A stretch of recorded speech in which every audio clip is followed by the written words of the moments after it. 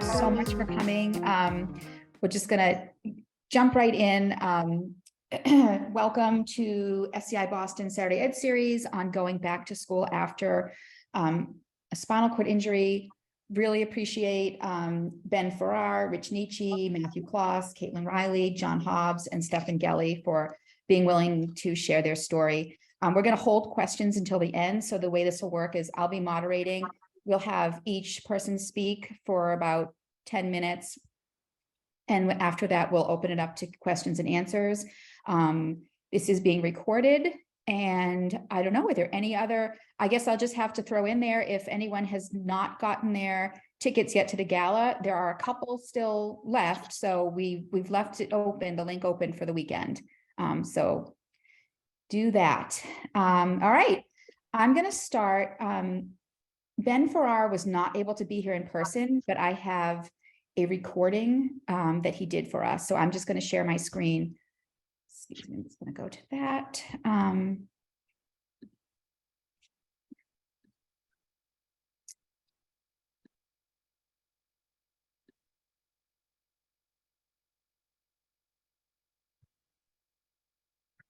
All right, now is it, oh, I guess I got to play it. Okay, great. Hey guys, my name is Ben Farrar. Thank you so much for having me on today to talk about my experience with getting back to school after a spinal cord injury.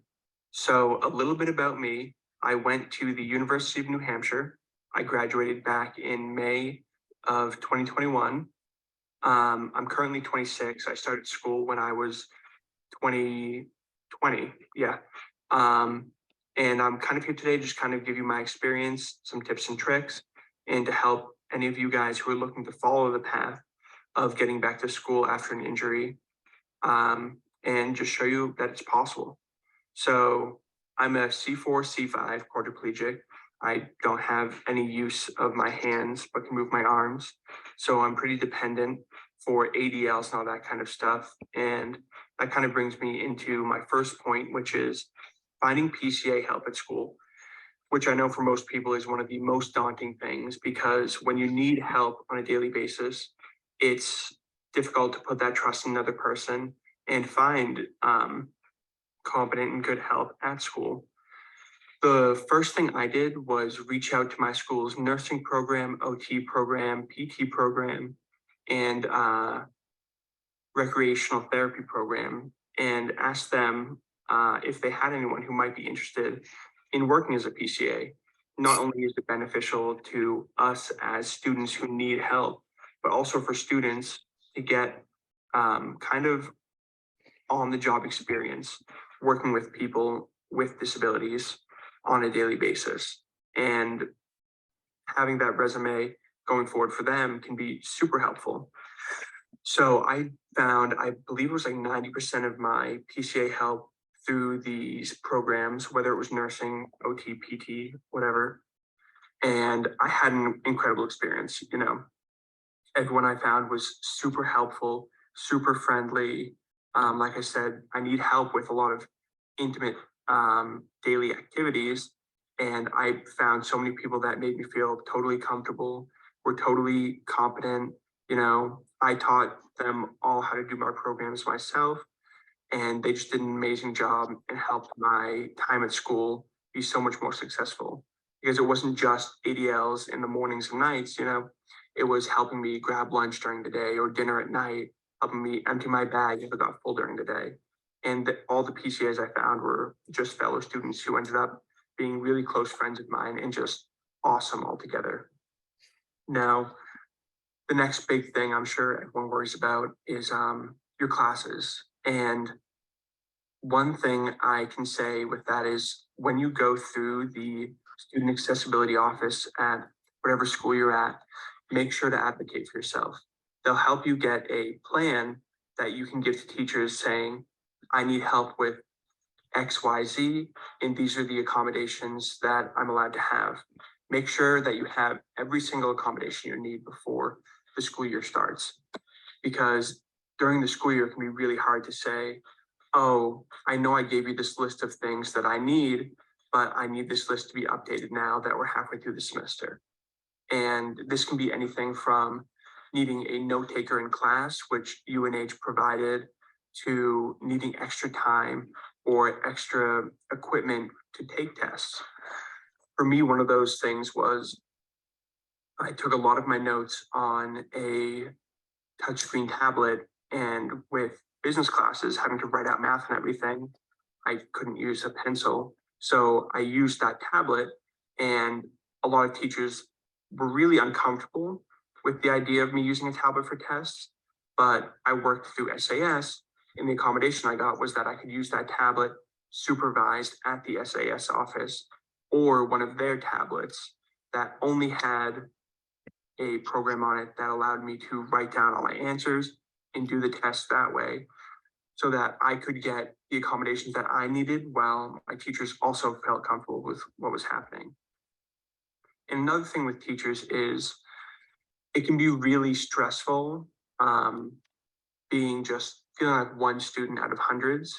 But in my experience, I had classes with 15 kids or lectures with 200. Is teachers will be more than accommodating with you as long as you take the time to talk to them. You know, every time I would have a new teacher or a new class, I would go after for that first day, stay after, and just kind of introduce myself, let them know the accommodations that I needed, let them know that I would be reaching out to them through Canvas or Blackboard or whatever system they use, and just keep an open dialogue with them so that they know that if you need help, you're going to reach out and not just blindside them on like the day of a test. You know, the more comfortable not only you feel with telling them what you need, but them being able to say, okay, you need this help, let me make sure this is arranged ahead of time, can really help with everything. And another thing with that note taking is a lot of colleges do allow you to have someone else take physical notes for you. They'll pay students to do that. And although it's not something I really utilize too much at UNH, it's an option for anyone, especially for really strenuous lectures where it's hard to write down everything in the moment. Now, beyond classes, I would say also try to get involved in extracurricular activities. You know, there are hundreds and hundreds of clubs, activities, etc., on every campus, and putting yourself out there really helps you get the most out of college. Some things I did were joining a fraternity, being involved in some of the film clubs at my school, and just kind of creating an environment that you not only thrive in academically, but also socially is super important at school. You know, you could just go to your classes every day and not do much else, and it won't be a very fulfilling experience. You know, you'll get an education, you'll get a degree, but kind of fostering relationships and being social is also just as important as what you're learning in class. And with that, so I went to school for business and finance and a minor in computer science. And I chose these majors because I knew it was something I would be able to do when I got out, you know, things that I could do on the computer, things that, you know, I wouldn't go to school to be a bank teller and count money all day. That's something I know I physically couldn't do. So I picked a major that would be feasible for myself. So something to think about before picking a major or even picking a college altogether is research things that you not only are passionate about, but things that you'll be successful in coming out of college.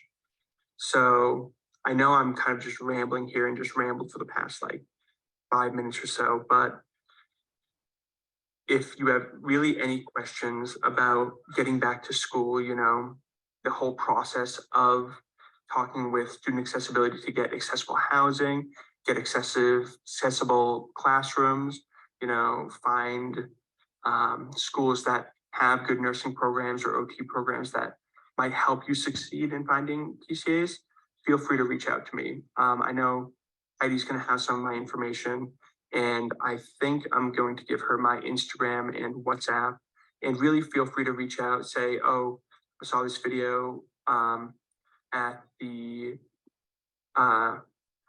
GBC lecture, and I'd like to get some more information from you and pick your brain, I'd be more than happy to kind of give some more of that information out. So have a great day, guys. If you have any questions, feel free to reach out, and have a great one. All right. Thanks. I just want to make sure I close this so the next video doesn't start up. Okay. All right. Awesome. Yeah. So if anybody does have questions or wants to connect with Ben, just please let me know. Happy to do that. He's happy to do that as well. So thank you, Ben. We're going to go to Rich Nietzsche next. And after that, we have Jack Gerard. And I apologize because I didn't say Jack's name at the beginning. And anyway, apologies about that. So Rich Nietzsche, I'm going to spotlight you if that's okay. Yeah, sure. I am Rich Nietzsche, and I was injured when I was 18, which is, believe it or not, almost 30 years ago. I was in a car accident, broke my back. I'm a T8. I broke T5 through 9. But the spinal cord injury is at T8. I actually went back to high school in a wheelchair. I was not the best high school student at the time.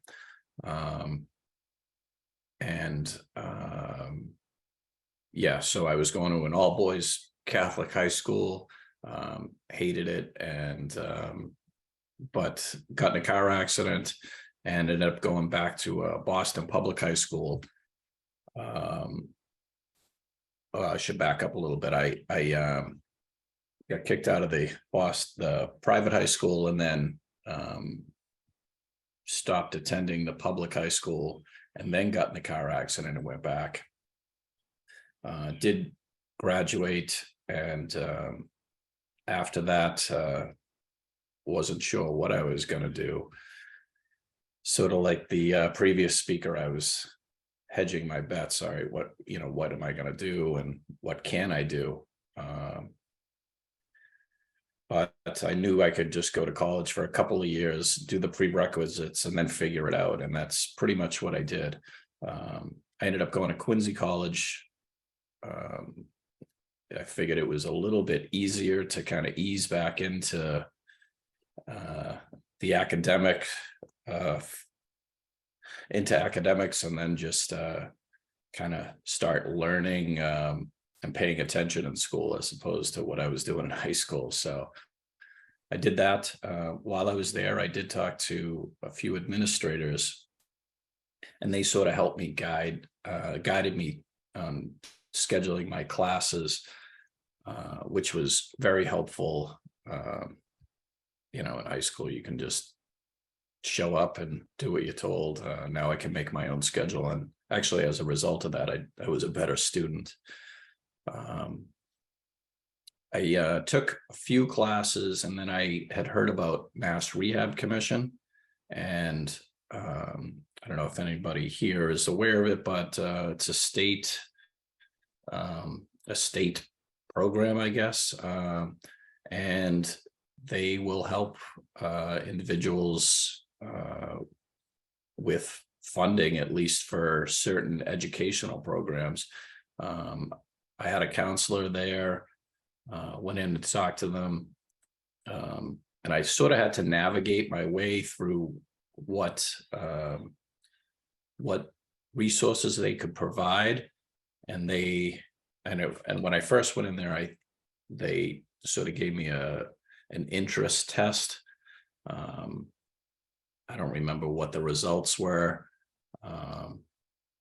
They talked to me about ergonomics, and I was kind of like, well, I don't know anything about that. I just, need to learn, need to go back to school and try to figure out, what I'm going to do with myself. My point being is that the counselor that I had, I don't think we were connecting. And so I asked him for a new counselor, and I did get one. And then actually, that made a big difference. I told him I wanted to go to school, and he said, sign up for school. And I did that. He said, send me the bill. And I did that as well. And asked me if what else I might have needed, and put me in touch, or, got me other things that would help me with school, such as, help me pay for books, calculators, or computers, and actually gave me gas money. I was driving at the time, and so he would get me, I don't know, could have been like $90 a month or something like that. But and then also helped me get parking at school. I ended up so put me in touch with all sorts of resources. And I believe that it is income based. So, if you're working, you may or may not qualify for assistance from Mass Rehab Commission, but I'm sure if you reach out to them, they'll help you with that. So I went to Quincy, did all my prerequisites, and then ended up getting associates in business. After I finished that, I went to UMass, and Mass Rehab sort of followed me along the whole way. And I would actually work from time to time while going to school, and so it sort of took me forever to get my bachelor's degree, but that's just the route I took. I wanted to work and go to school at the same time. And eventually at UMass Boston, they had a lab that catered to disabled individuals, and I ended up getting a job there while I was going to school, and I thought that was pretty helpful.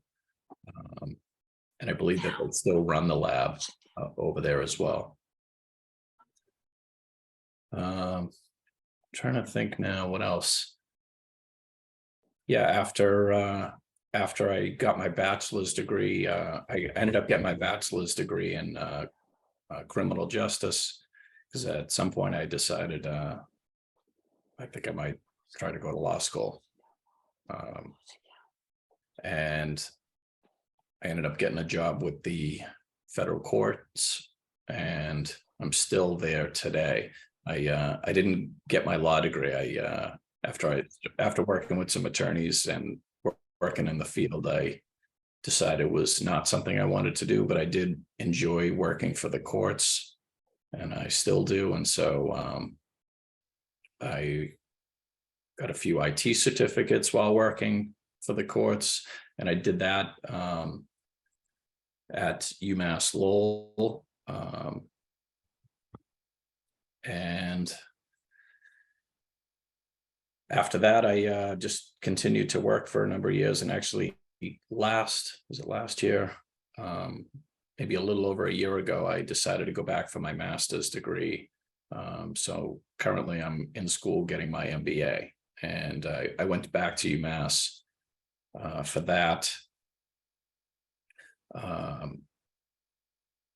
My work did offer some tuition reimbursement, but you had to attend a specific school, and I decided to not use that. I felt comfortable at UMass Boston. I knew the campus, and I just thought it was going to be easier. My thinking was that if I wanted to attend classes in person, which sometimes I feel is better, at least for me, taking certain subjects, that I was familiar with the campus. And so I decided to go back to UMass Boston. I've since then taken a class or two in person. Their campus is under construction, and it actually can be a little bit of a nightmare to navigate between the parking lot and some of the classes. So if you go to UMass, get there early and try to navigate your way through that campus. I'm sure people will help you, but it's sort of a maze to get around. Yeah, I'm about halfway through my master's right now, and I think I said I was getting my MBA, and my focus is on finance. So I can't think of anything else. I'm trying to stay on topic and not No, that's great, Rich. drift And off. yeah, if people have, we'll save questions at the end and can answer any of those. But thank you for sharing. Of course, thanks. Thanks a lot. Yeah, great. Appreciate it. Okay, so we are going to go to Jack now. Alrighty, well, I guess good morning still. Glad to be here, glad to chat a little bit about college. But so again, my name is Jack Gerard, so I'm 24 years old. So I was hurt back in 2016 on my C6 squad. And I think that was kind of, everyone's level of mobility with spinal cord injury kind of dictates what you do throughout your days or kind of the decisions you go. And that was definitely something about for college. And I didn't know if I wanted to, just do remote or close to home, which was originally Andover. And I ended up going to UMass Amherst. I decided, hey, I want to live away. I want to go to the zoo. I want to go have fun. I want to, go do it all. I want to go be the 20-year-old hooligan that I was. And so just kind of took a moment and really kind of looked at a lot of different schools, kind of did some touring. And I think if I thought, oh, if I was going to wake up in a dorm room, how would I go throughout this entire day, start to finish? I had to write it out. I had to think it out because it's always the problems that arise. And that was kind of what I did. I took a screenshot of the school and measured it out, looked at all their resources. I had still wanted to be a finance major originally before I got hurt right after high school before I went to college. So it was right in that summer in between. So basically it was just kind of recover and figure out, hey, I got to apply to school again. I got to get ready again. We're still kind of in that same mindset. It was still fresh for the most part. And that was just, figuring out, okay, what's the daily life going to be like? How am I going to get around? Am I going to use a manual chair? Am I going to use a power chair? And I think that took away from a lot of the anxiety, was writing everything out and just seeing what was every aspect of getting around in daily life and going back to school that would be a part of it. And so that's kind of what made the smaller things easier. I would find disability services and see what they have and be able to get a map, like an accessibility map, and I could see, oh, the business school is accessible and there's bathrooms. And so that, I guess that was really the finding out whether a campus was good or not. And then similar to Ben was also the social aspect. You'd go into a big state school. I knew a lot of kids that were still going out there. There was fraternities, Greek life and whatnot. And so I figured, hey, no matter what I end up doing, I'll find something out there. And I did live on campus, and that was kind of that was definitely difficult figuring out and making sure it was planned. And sometimes I just kind of had to go out on a whim, but lived on campus both my freshman year, my sophomore year. We were home for COVID for junior year, or kind of a little stint of sophomore year, and then was back as a senior on campus in kind of an apartment style living. But it was the same sort of going back to the disability office and finding out, what do I need for accommodations, everything from the bathroom to, just having door buttons and whatnot. And I think this was really where I stress finding a school with resources. UMass Amherst is a huge school with a lot of state funding and had a lot of access to stuff. And so I had clickers and almost like a scanner that I could go to certain buildings, and I would just hold the scanner up and it would just unlock the doors for me, or even my own building. And that made things really easy to not have to worry about, when I was carrying or having a heavy book bag, having to open up a door if it was super windy, whatever it was just having that peace of mind to be able to go about things was awesome. And then that was a huge plus with UMass. So I think that kind of covers, was able to live on campus, be able to figure it out. The bathrooms worked. It wasn't always smooth, but I think Ben kind of hit the nail on the head. Was you just kind of had to be vocal and come out, and whether it was talking to your professors for an accommodation, or I knew a lot of the maintenance men and had their numbers, so I could just email or message them and they would help me out. And So you end up making your friends here and there, and that was also a huge help when I was living there. And then PCAs I totally forgot. I used a student job board on campus, and that was pretty awesome. I mean, I think a lot of us use like a Northeast Arc or a Tempest, and you kind of know how to hire your own folks, and just went through the exact same way. Um, and it worked out pretty awesome. Just had young students help me out. That they kind of had the best schedules, and that was super fitting because I'd hop out of class, could have someone meet me for an hour or two, and they didn't know many people needed like a big chunk of hours. So that was it. It kind of was a match made in heaven, I guess, going off to college, having PCAs as students, living on campus. It all ended up working out pretty well, besides that little bit of COVID. I guess from a mental standpoint, the biggest part was just, not getting too caught up in everything that was going on and taking a moment. I felt like the only person in a manual wheelchair out there just going around, or obviously the type of chair doesn't matter, but I just kind of felt like the only person with a real physical disability going around. Or even, I was in a fraternity from my sophomore year on. I went to the bars.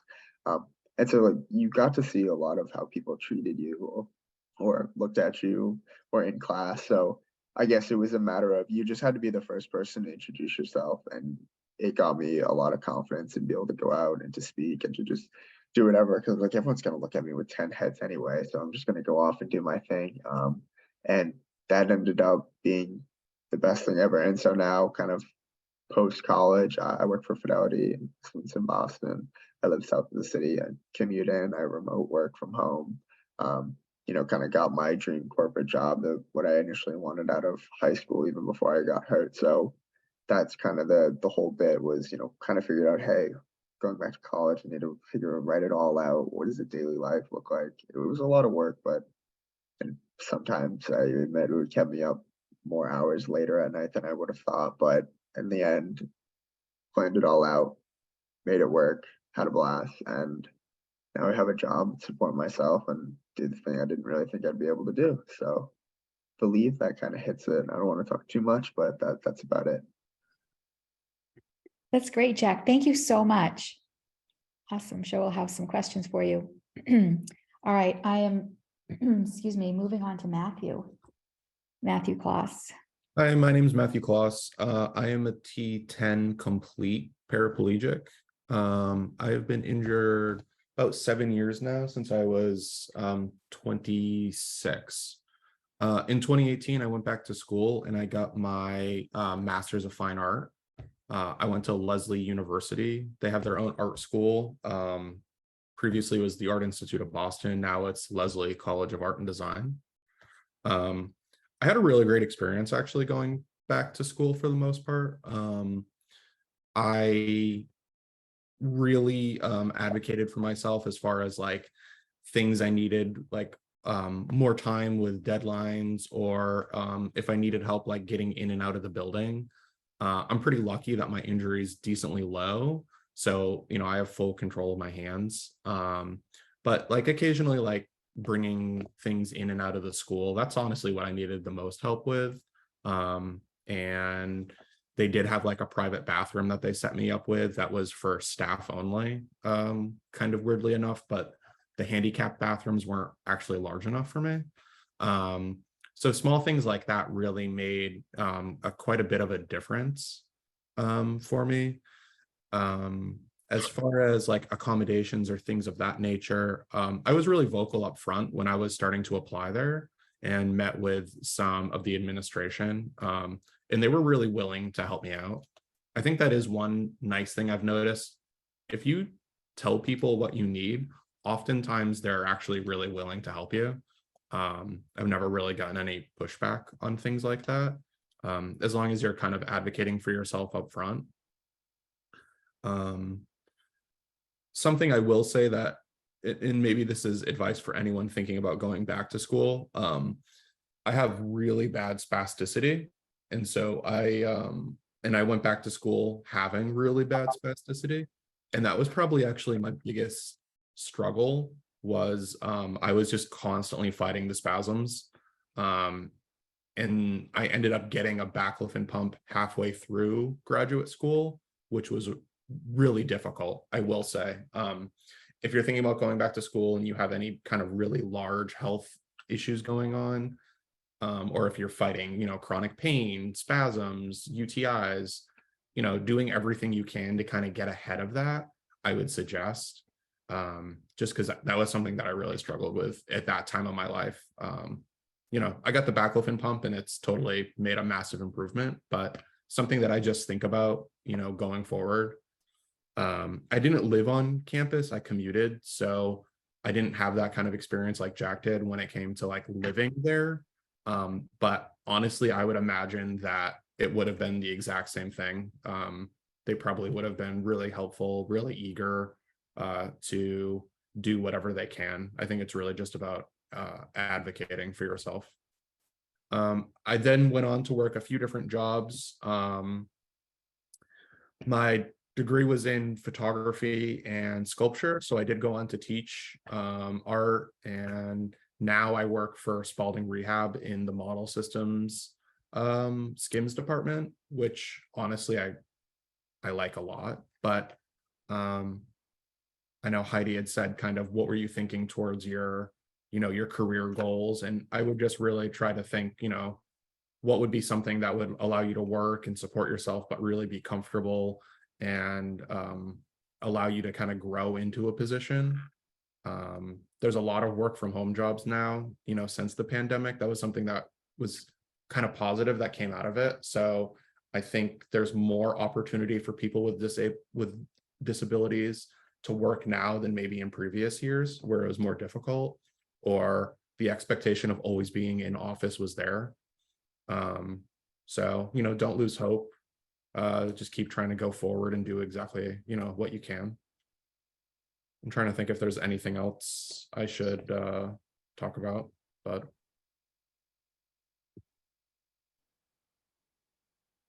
That's great. We'll probably have questions at the end. So, but thank you. Yeah. Thank you. Yeah. Actually, Matthew, I'm just going to ask you quickly, how long did it take from the time of your injury to you going back to school? 2 years. Mm. So I went pretty quick. Looking back, I probably went a little too quick for what I was currently dealing with in my own injury, but everyone's injury is different, and depending on like what you're dealing with at the time and also what your injury level is really going to dictate like how much help you need, or what type of accommodations you would need. I was pretty lucky. I didn't really need a ton of accommodations as far as physically. It was more like secondary things. My injury caused me a lot of pain or spasticity, or at the time I was having a lot of bathroom accidents, so there was things like that I dealt with. But I'm pretty open about everything going on with me, and I was pretty close with my graduate teachers, so they all knew everything that was going on. But yeah, 2 years is how long. Thank you. Thanks, Mhm. Matt. All right. Let's see. Next, Caitlin. Sorry, had to unmute. Okay, hi everyone. I'm Caitlin Riley, and I was injured in a car accident when I was 15 in 1991, so going on like 31 years ago. I was still in high school at the time, so I was going into my sophomore year. So after I got out of rehab, I finished high school and I started working with Mass Rehab while I was still in high school, I started working with Mass Rehab, and they did like some career tests with me, and I kind of always knew like what field I wanted to go in. So I think being injured younger is somewhat of an advantage because you don't have to change your whole career course. So I always knew I wanted to go into like the helping field. So I wound up majoring in psychology, but I received a lot of help from Mass Rehab, and they, like I said, the career counseling, they gave me money for tuition, books, and then ultimately at age 19, when I started driving, they covered like the driving lessons and the hand controls when I started driving. So, and the other thing I wanted to mention was that I started at UMass Boston and I commuted for 2 years, and I had a lot of medical issues at the time. So I was only able to take a couple classes at a time. And then I got really sick of the New England weather. So I did an exchange program to a state school in Northern California and loved it out there. And so I decided to stay. So that's where I graduated from with my BA in psychology. And moving across country was really awesome to not have to deal with the winters. And I gained a ton of independence, kind of being like forced to do everything on my own with no family around. So that was really a good experience for me. After I completed my bachelor's degree, I went directly to graduate school and I received my degree in social work.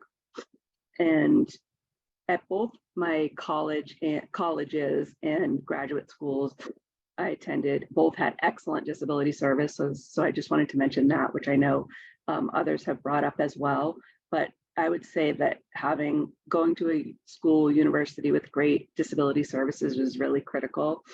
And UMass was probably the best. And while I was there, they helped with like the adaptive computer lab, which was mentioned earlier. I could go there to take tests. When I was in graduate school, the campus was very, very hilly. So even though I drove, it was like where the social work school was kind of on a hill. So it was just a nightmare. So the school provided accessible transportation. So I didn't have to deal with finding parking and stuff. So that was really great. And like accessible bathrooms, the disability services was great with identifying where those were and things like that. Accessible classes too. And let's see. There were definitely some bumps in the road early on in my college days due to the medical issues, and I was not able to graduate in 4 years as a result of that. It took me about 6 years to graduate with my undergrad in psychology and then 2 years for grad school. And since then, I've worked full-time for the federal government, and I definitely believe that my education helped me get through the door. So I'm really glad. I just feel that education is something that once you have it, no one can take it away from you. So I'm a strong proponent of people going back to school when possible. And I think that's everything I can think of, unless anyone has any questions, which I know we can wait for later for that. Yeah, thank you, Caitlin. No, that was great. Yeah, we'll definitely have some questions at the end. Thank you. Can I ask you also, Caitlin, did you have any PCAs or need support for disability? Not on campus. Hmm. No, during my first 2 years of college, I definitely had PCAs like at home, but I was able to handle being on campus alone. So no. Okay. Yeah. Thank you. All right, I'm gonna go to Stefan.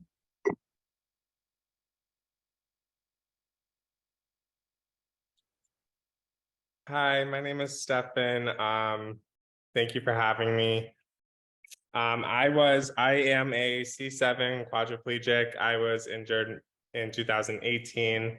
And I didn't go back to school for 2 years after that. So I went back fall of 2020, and we all know what life was like then. So there was no in-person classes at the time. I went to Mass Bay Community College, and I guess like just to start off with the advice, my advice might not be good for somebody that's like looking to go back. Like if somebody got injured around their time of like wanting to transition to college, like from high school or or something like that, like, and they want to have that college experience, like that's like amazing. And but I didn't want to. I was 27, I think, when I went back to school, so I wasn't really looking to have the college experience. I just wanted to kind of get in and get out. So the remote atmosphere for me was like incredible. And between the Pell Grants and the Mass Rehab, I did not pay a single dollar to go to community college, like I did not pay $1 out of pocket, books, nothing. So I got my associate's degree totally free. And I just transitioned to UMass Boston. Not this past semester, but the semester before. And that was a transition to in-person classes for me. So now I've had experience with both like only remote and like only in person. And so like people have talked about with the accommodations, like I've really enjoyed UMass Boston's disability services. They've set me up with like furniture requests, like for all my classrooms have like specific furniture for me. I have accommodations for test taking time, for deadlines, things like that, like other people have mentioned.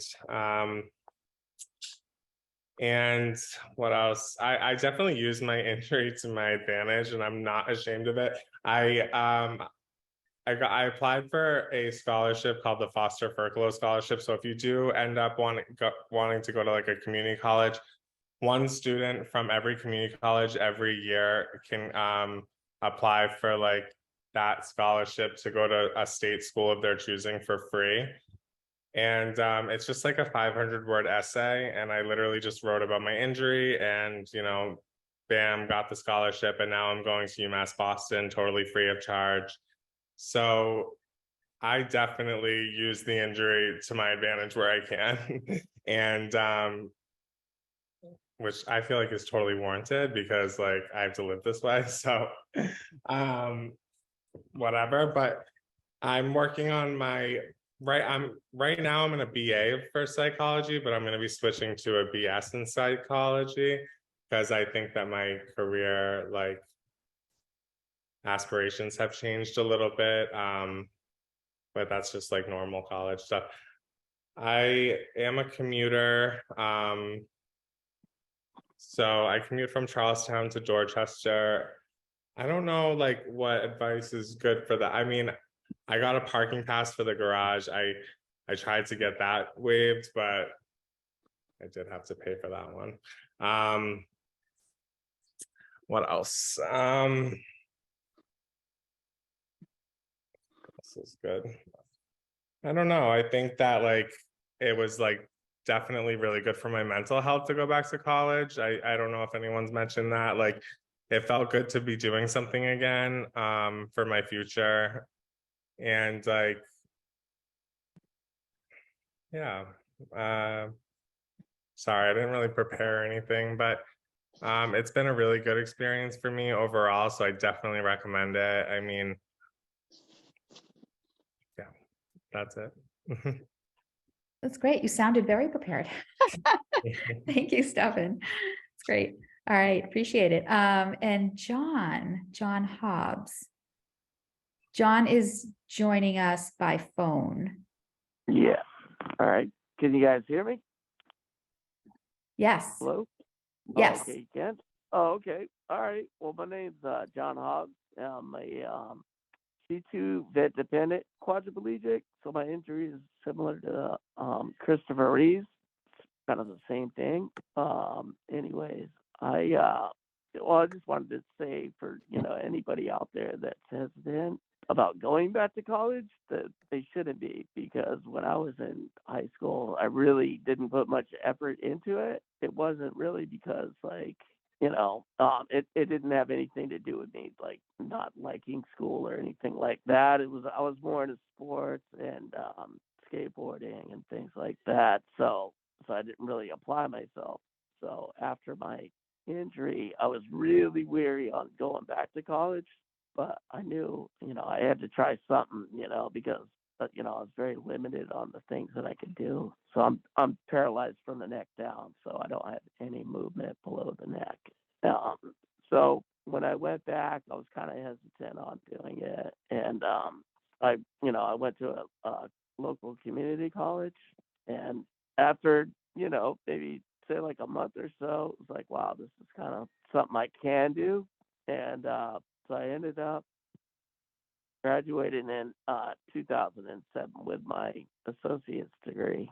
And like a lot of everybody else here, I went through the Mass Rehab Commission, and I didn't have to pay any money at all for it. The only problem is I wanted to go back for my bachelor's degree, and I wanted to go back for it for history, and they kind of questioned, like what kind of jobs, would I be able to do, with a history degree. So I ended up going online and I looked up a bunch of different jobs that I could do, and they ended up approving me. But it actually took a few years. So it's the one thing that one advice I could say is never give up. I mean, the Mass Rehab Commission's there to help you go back to school, even though they were giving me a hard time. And that's another thing too, is I got to be able to do do a job that requires no use of my arms and stuff. So history was perfect for me because I use voice activation to type papers, and I have a reading rack to be able to read books. So history was actually a great a great degree for me to pursue. So I ended up graduating with my bachelor's in 2014, and then I got a job tutoring kids at an after-school program. It's Monday through Thursday, and it's for kids in the first grade to 12th grade. So I ended up just I've been working there now since 2014, but I always wanted to go back for my bachelor's degree. My graduate degree. And so what happened was with COVID, I got unemployment, and they ended up giving me a substantial amount of money. So about a year and a half ago, I started my grad program in history. The only problem with this is I got to pay out of pocket because the Mass Rehab Commission, they'll only pay for you to get your bachelor's degree. So that's where I'm at right now. And I'm looking into getting some kind of funding, maybe a scholarship or a grant. But at the moment, I'm paying out of pocket. But yeah, school actually really changed my life. So that's the one thing I do recommend that people are thinking about doing it, that they should absolutely try it, at least try it. So, but anyways, yeah, that's about it. That's about my story and my college experience. That's great. Thank you so much, John. Yeah. Yeah. So what I just want to do right now, so I just need to move my things on my screen here a bit. Thank you to everyone for sharing your stories and your experience with going back to school. So I would love to open it up to questions now. You can either put a question in the chat. You could also use the hand raise.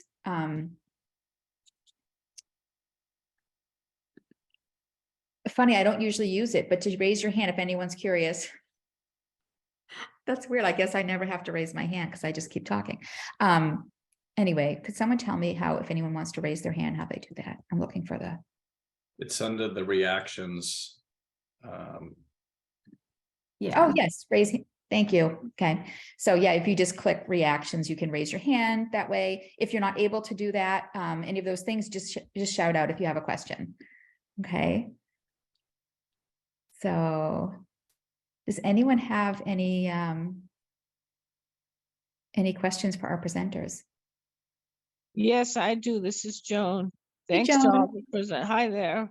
Thanks to all the presenters. Great stories. I have a question for the latest John. Wondering, John, what you use for assistive technology. Well, I use this voice activation system called Dragon Dictate. Or Dragon Naturally Speaking. I know there's two versions of it, but they both work very well. And they actually, that's how I got through school. I was able to do that. Because I can write my own papers. If I pursued a degree in science, I don't know if they make a Dragon Dictate that has, like scientific equations or even like math equations. So for me, it was perfect to use the drag and dictate. Yeah. And like I said, I had a reading rack too that I put books on. If I actually had to physically put, the book, on it on a stand to be able to flip through it, and I actually like that better. Yeah. So, but yeah, that's the technology I use. Yeah. Drag and dictate, you said? Yeah, yep. It's a voice activation software, and it's actually really good, like for pronouncing hard words. Like like if I said the word Hammurabi, and like a Babylonian king, it'll come up and spell the word perfect. So it actually, it actually wrecked my spelling because it, types the words up perfect for you. I don't have to spell them out anymore. Okay, thank you, John. That's Yeah, great. yeah, no problem. Yeah, great question, Joan. Thanks. Yeah, so let's see. Also a question for John. Where are you going now for your master's? I'm going to Worcester State. And the reason I'm doing that, I live right next to Fitchburg. And Fitchburg, that's where I got my undergraduate. But basically what the professors told me is if you go back for your graduate degree, they're like, don't come back here. And I was like, why? And they're like, because our teaching style and you really wouldn't get much out of it. So it's better to, for your graduate degree to go with there's a whole different, cast of, professors, and I find it true, I am learning, things that are totally different. So, yeah, so that's where I'm going is Worcester State. Great, thank you. Yeah.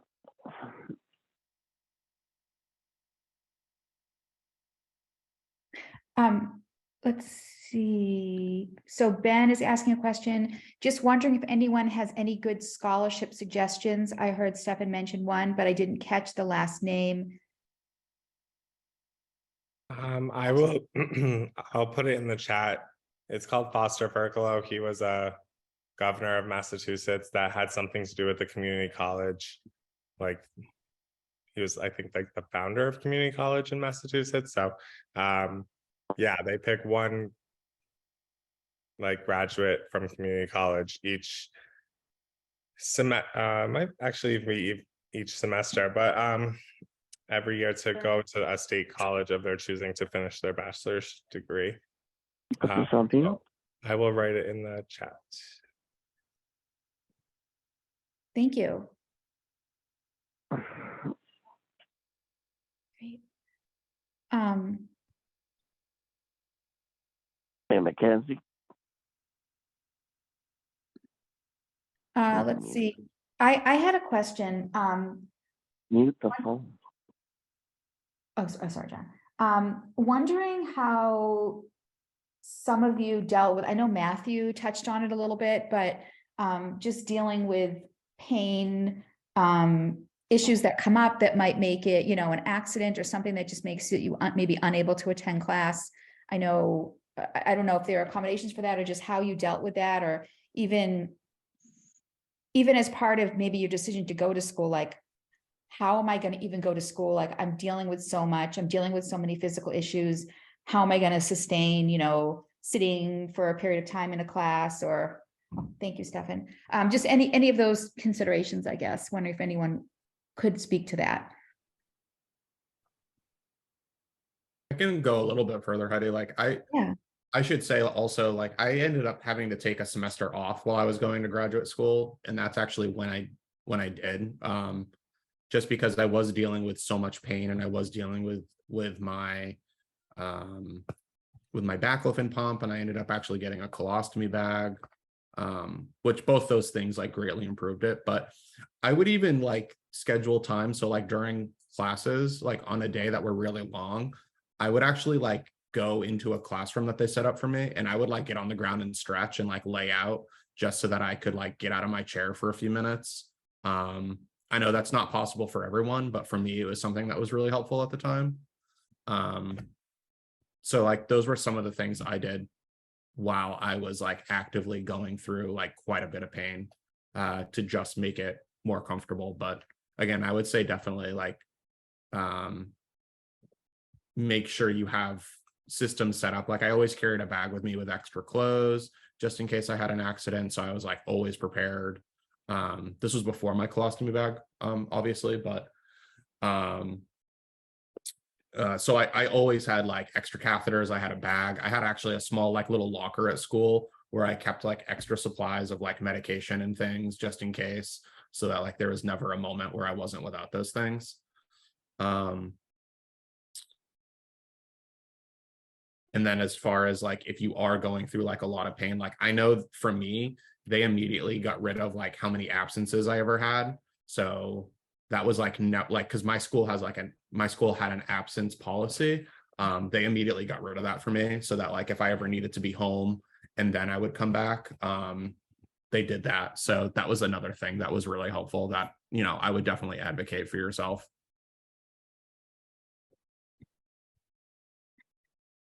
I guess I can kind of tag along.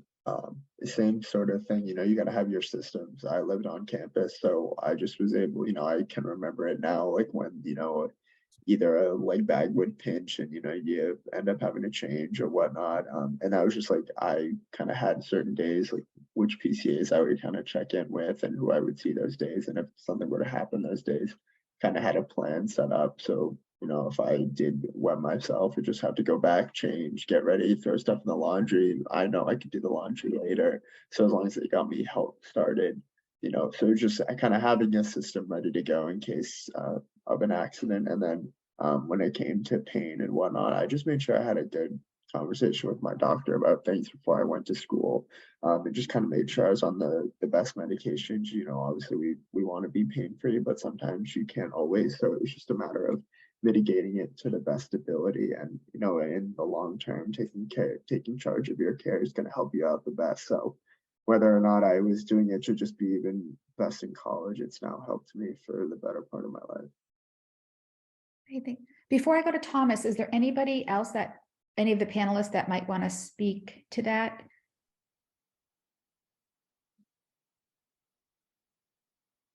I mean, I can talk a little bit. So we're still talking about, you know, what navigate, going to school and avoiding, accidents and things like that, or just, oh, sorry, I kind of missed the question. Yeah, no, I was just saying like anything related to your disability, like preventing you, or maybe, you know, making it challenging or concerning, like how am I going to, you know, deal with, you know, pain or deal with an accident or deal with any of these things that you might just say, gosh, I think this might just be too much.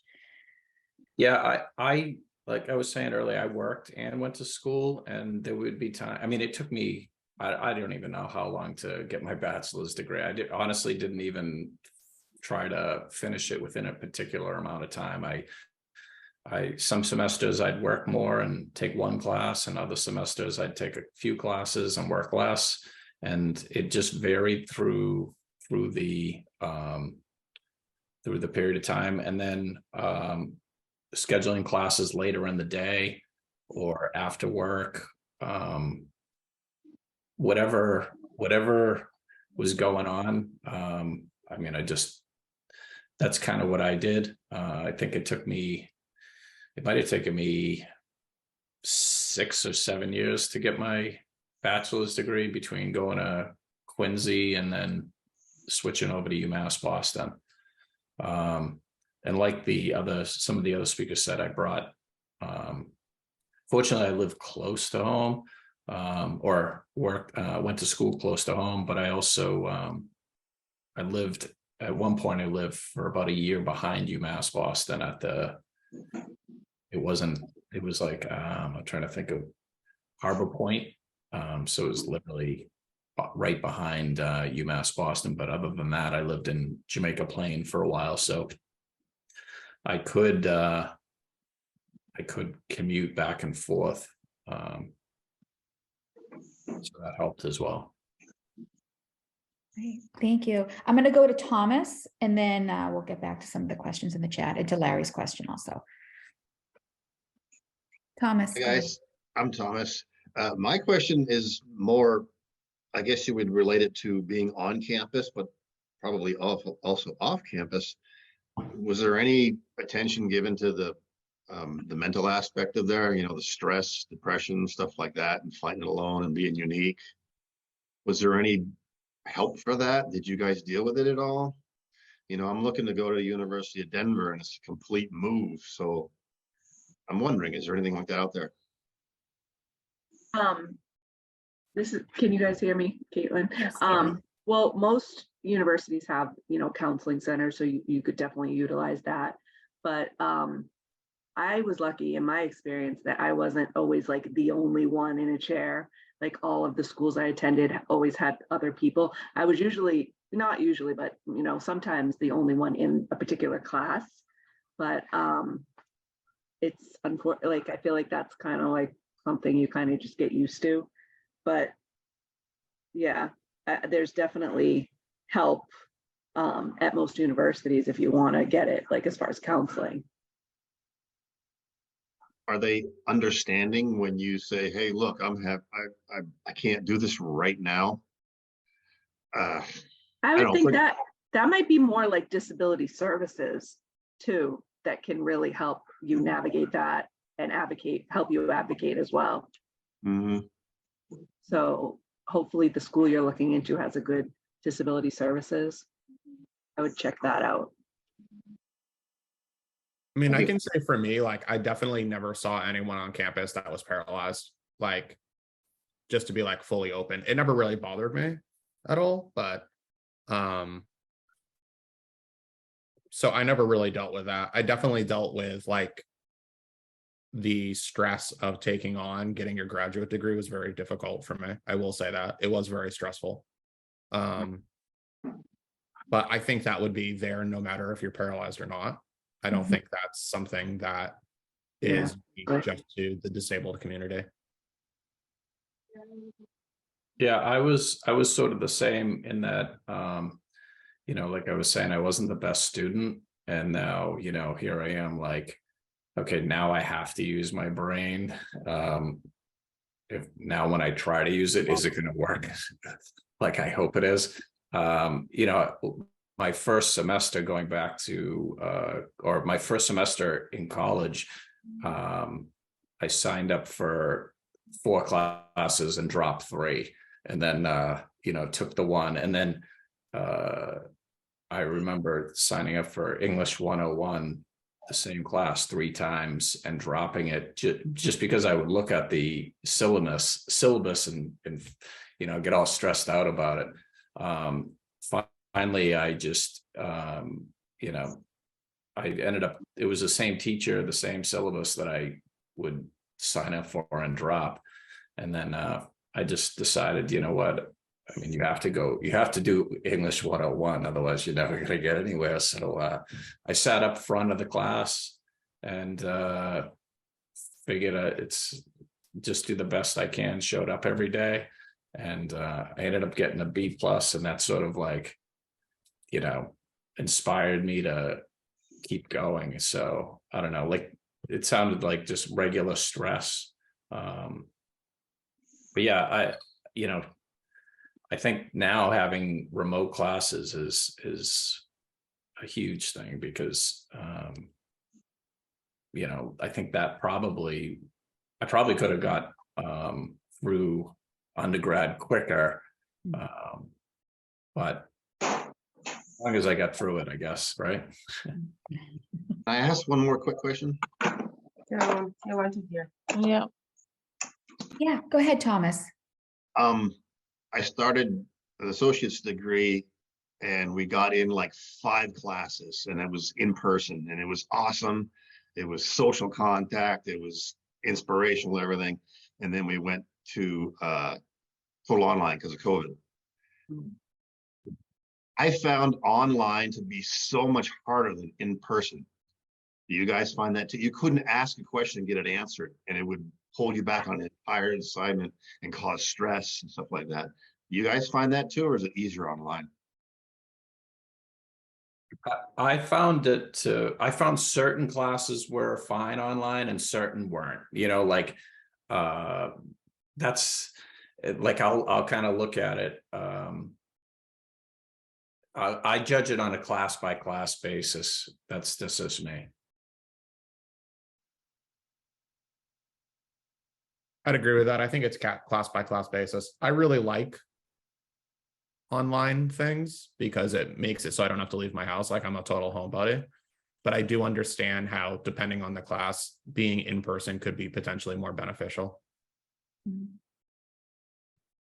I kind of are, having both experienced, taking in-person classes and then having COVID. So, go home and kind of seeing the change and then going back to kind of this hybrid in-person. People, they were very understanding.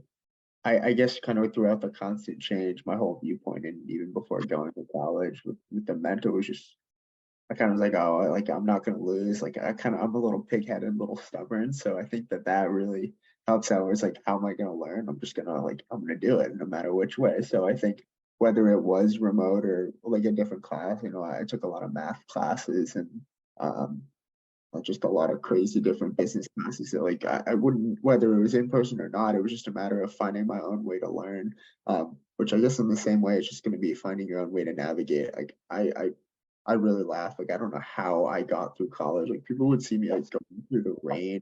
I had this piece of equipment called a VTEC scrambler, and it was like I could crank like a hand cycle. It would go like 20 miles an hour. So I would rip through the rain to class, and then just go to class, do it, go back. And my friends were like just at home playing video games. They're like, you went to class today? And I was like, you guys are just lame. Like I'm getting after it, So it's just at the same time, like you kind of have a little bit of fun with it, be stubborn, and no matter what way you do it, I think you'd be surprised.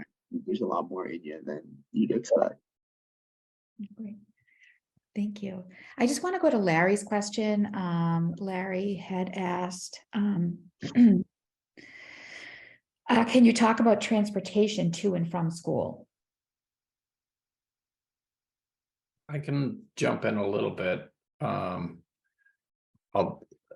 So in high school, after the accident, they sent a bus to my house and picked me up, and I was like, newly injured and a teenager. I was like horrified by it, but I knew I had to graduate, and I went along with it. And whatever, I just had to suck it up. In college, I actually used to take the train from Forest Hills to Quincy, through downtown crossing, which I don't know if any of you have taken the train downtown, but sometimes you'd have to take the train an extra stop or two to cross over and navigate that. And that was a nightmare. And then after that, I ended up getting a car, and then mass rehab paid for parking, and I was able to get some gas money. So UMass, it was a while ago when I was in UMass. The parking I think was better before.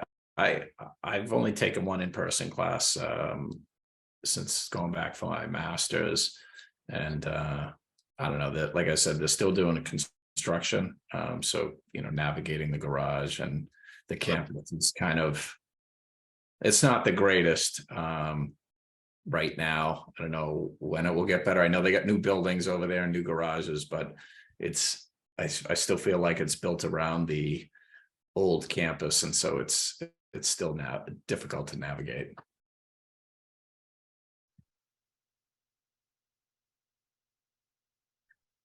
I can just add that I took the ride to UMass my first, I want to say year and a half until I got my license, and then I would drive. But I also remember having issues with the parking garage and the spots not being up to code, things like that. But I think since the construction, I'm hoping it's gotten better. I can't say for sure. I don't know. UMass Amherst had a lot. We had these sort of private, they were called spec trans, and you basically were just associated with the school. And you could just call the day before or even the day of. I think up to 40. You could actually call right like whenever, and they would just come pick you up and drop you off wherever you needed to go within a mile outside the radius of the campus. So if you lived off campus within a mile and were registered with disability service, they would still pick you up, drop you off. So that was pretty awesome. I know a lot of kids that use that all the time. I would use it sometimes if I got stuck in the rain. But a lot of times I got a really good set of power wheels and I would just crank. So that was another way. I said I had that crazy hand cycle, and then I also drove. So I think it's having multiple options.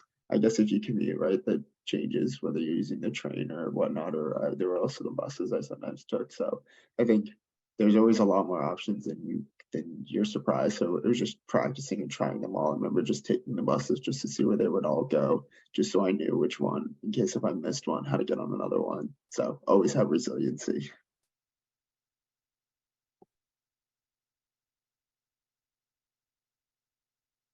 Stefan, did you have something to add? I thought you were unmuting.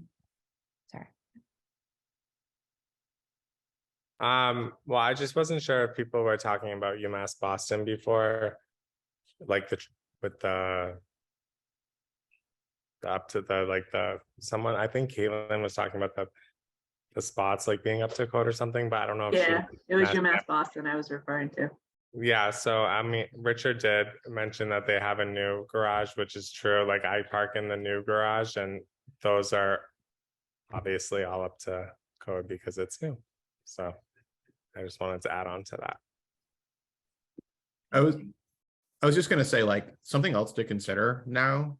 I don't know if this is the most positive as like way to think, but like enrollment across all universities is like super down right now. These schools want your money, so like make the school work for you. Like, don't be afraid to advocate for what you need. Like, I didn't have a proper parking spot, and I like totally like strong armed the school into getting me one so that I never had to worry about not having a parking spot. So kind of like Stefan said, like I use any opportunity to take advantage of my injury to like get what I need. And again, that isn't maybe the best like attitude to have, but it's like, we live like this, dude. You know what I mean? Like, what are you going to do? It sucks. So, you know, I fully use it. I fully take advantage of it. You know, make yourself heard. The school needs you. So. Yeah, one other thing that I was going to mention, I don't know if anyone else, but I fortunately didn't have to take the GREs. I mean, I have had a lot of work experience, and I know the school, some schools, I guess, will waive the exam, and so that was a nice barrier to avoid going back to school with. So. Because I know that would have really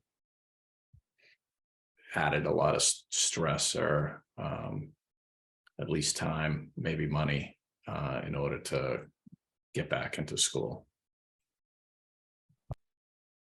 Thank you. Mary had asked, and I was actually going to ask something on the same lines. What was the biggest hurdle that you faced when you went to college? Schoolwork obstacles. I was going to say the same thing. Like, what was the most challenging thing about being a person with a disability and going to school? I would say managing the injury and the schoolwork, you know, because managing the injury alone is like a full-time job. Mm-hmm. And then you add something else to that.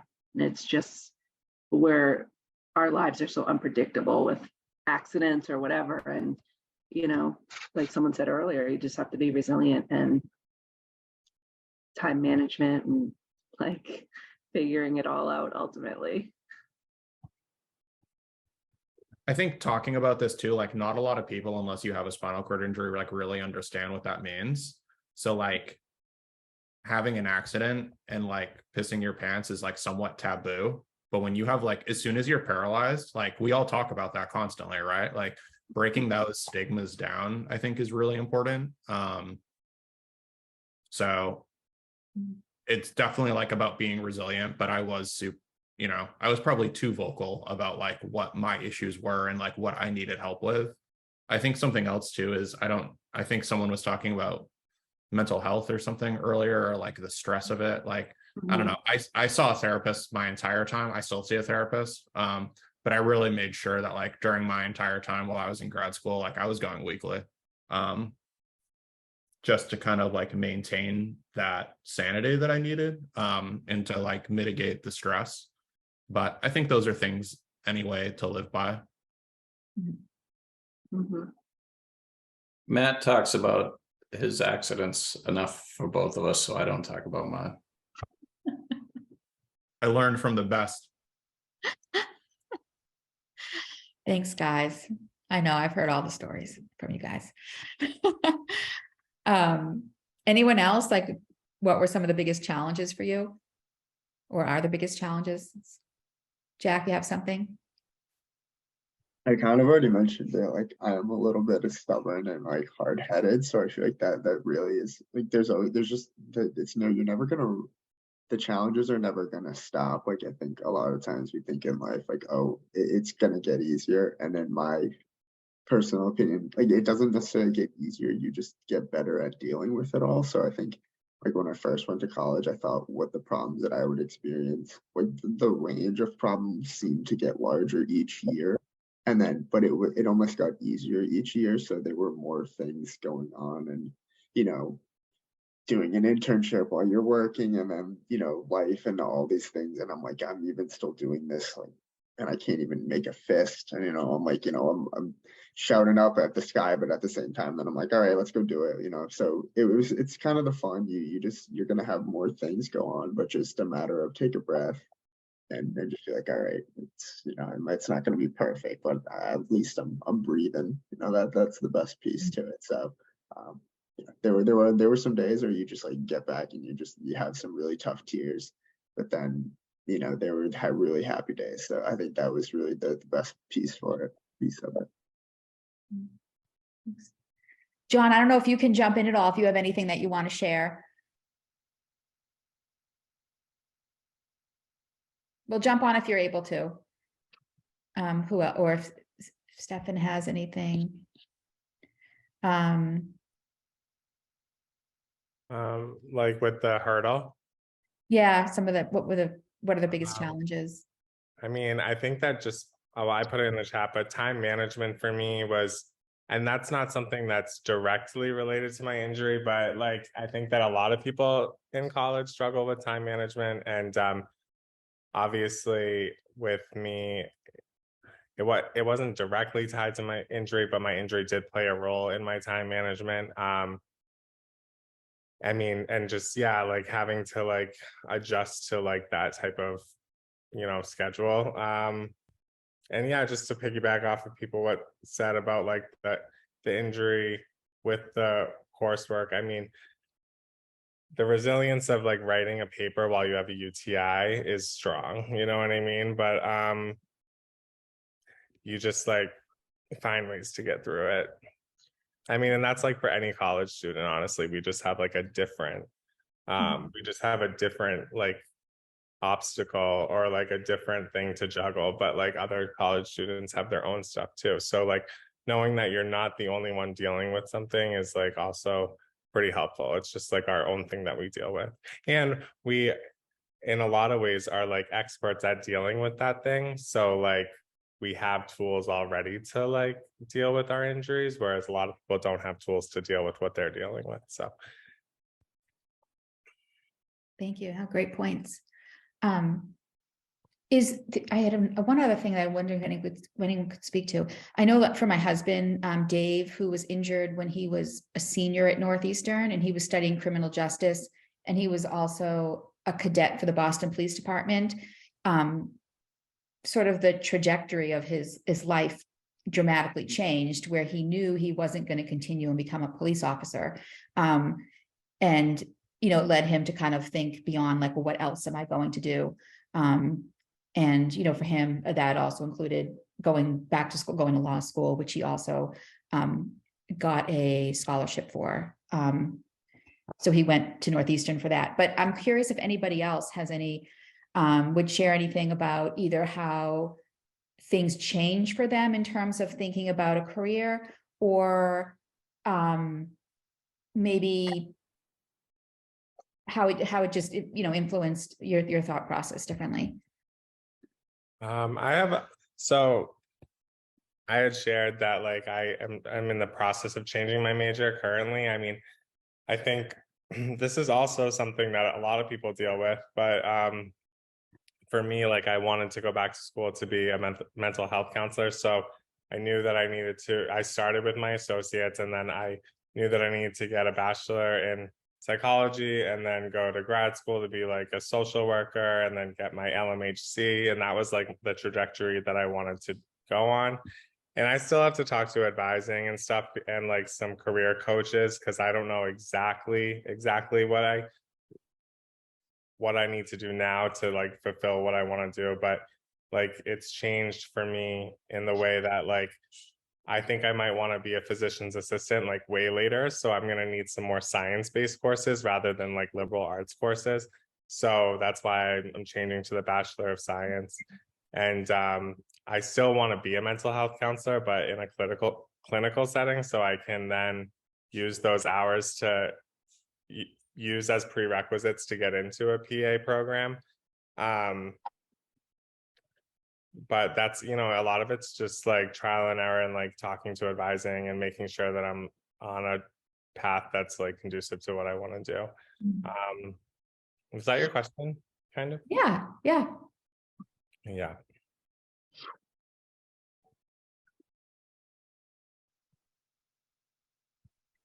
Anyone else?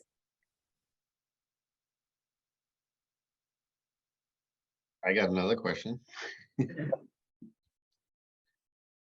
Go ahead, Thomas. Okay. As far as from you guys who started out with 2-year degrees and went into your 4 years, did you find the courses in your 2-year to be easier, harder, on par with 4-year colleges? Because I did really well and I was really surprised. Richard, I was a preppy student at first, and then I went back to college and bang. So I'm wondering, is it a lot more of a challenge in a 4-year school, or? I was really, really surprised with like how well I did at community college. It had been 10 years since I'd been in high school, right? Well, not 10. Yeah, about 9 or 10 years since I had been in high school when I went back to college. And I think that played the biggest role, honestly, was like just my maturity level and like being like dedicated to the school and like actually applying myself. I mean, it must be true what they said in high school, like if you only applied yourself. I felt like they all said that, right? So you just are like, whatever, like they just say that to everybody. But truly, like when I went back to school, I just like applied myself a little bit more and I did really, really well. And then when I went, so I had the same thought going into like a 4-year school. I was like, is it going to be like way harder? And like, I was really nervous because I was on scholarship and I need a certain GPA to retain the scholarship. So, and Mass Bay is a state community college, and then UMass Boston is also a state college. And there's actually a lot of overlap with like the instructors. Like a lot of people that instruct at UMass Boston also will instruct at community colleges or some of those more prestigious colleges in Boston. You'd be surprised, like they like some of the professors will be like, I get paid better here than I do at BU, Northeastern, like, but I work at those ones because of like, the name or whatever. But honestly, it's not, the workload is not much different, to answer your question. I mean, I didn't notice much of a change in like how much I had to apply myself in order to get the same grades. So for me. I know for me, it was like, like I said, I went to an all boys Catholic high school. And then from there, I went to a Boston public school. And I honestly didn't get much out of the Boston public school. I felt like everything they were telling me I'd already sort of learned prior. So I went to Quincy College, and it was, for me, it felt a little bit like high school. And it's what I needed at the time to sort of ease into college life. I could set my own schedule. There were females there, which was nice. So that was motivating to go back to school. And then I just sort of, it was what I needed to kind of ease into school again, because like I said, I wasn't paying attention. Now I had to do it. And until I wanted to do it and felt comfortable. It was a small school as well. And so that was good. And it was actually a good transition.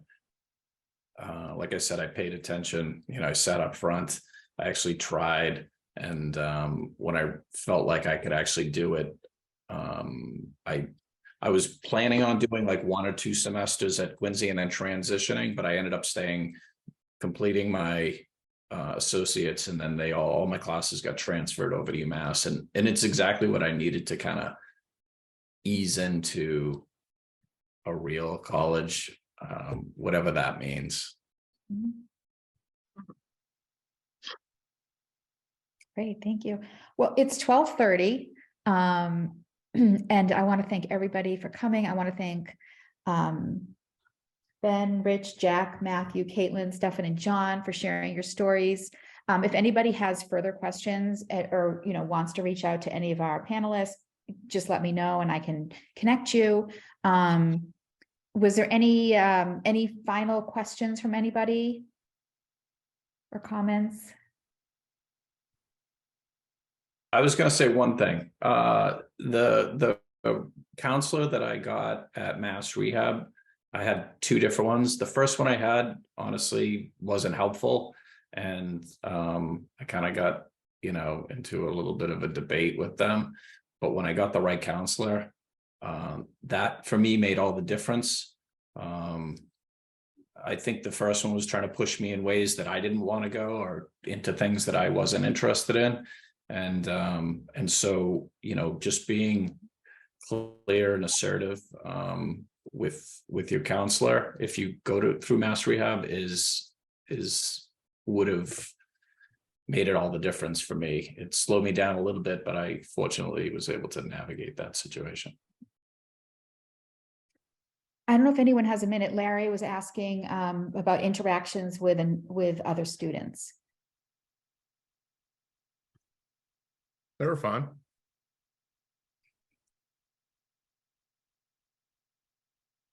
I think getting involved definitely helps with that. Like clubs or, fraternities, or like UMass when I went had like the disability club. I don't know if they still have that, but like I was able to meet like a bunch of other students with various disabilities. So that helped too. Great. All right. Thank you.